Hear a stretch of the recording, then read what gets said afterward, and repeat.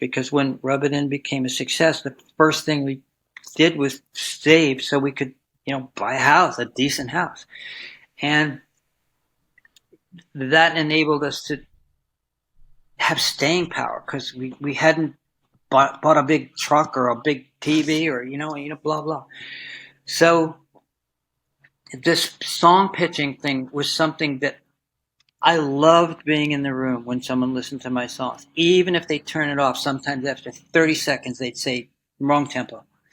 But, I mean, things would happen like you'd play them a song and they'd say, Lang, you know, I love that song, but, she just had a miscarriage and she's not going to be singing about kids for a long time. You pick up information that you never would have gotten if somebody were representing you.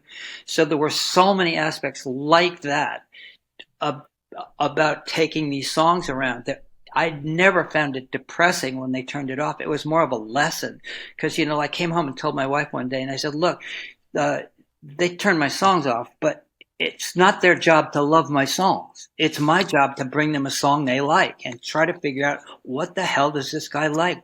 I also learned, Joe, don't bother taking record songs to people whose records you don't like. Why the hell would they like your songs if they, take your songs to people whose records you love. And so that was kind of what I did.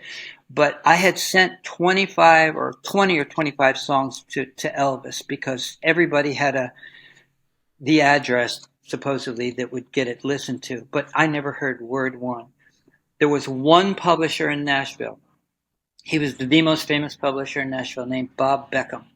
And he was known to have a direct line to Elvis's producer, who's a guy named Felton Jarvis.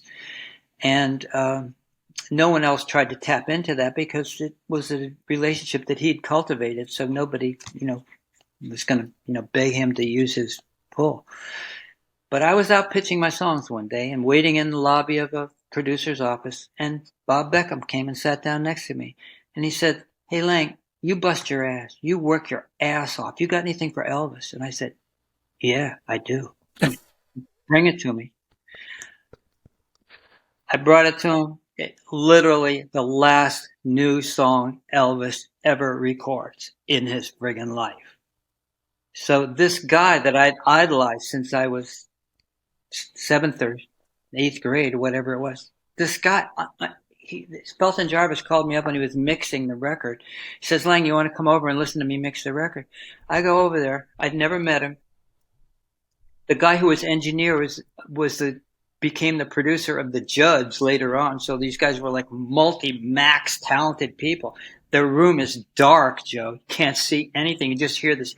I hear this pounding of this guy singing my song, most famous song singer that ever lived, So the room is dark. I'm leaning back and I think, how in the world is it like 20 years after I first heard this guy and went crazy, changed my whole life, he's singing my goddamn song? And so there were these payoffs that have nothing to do with money, that are unbuyable.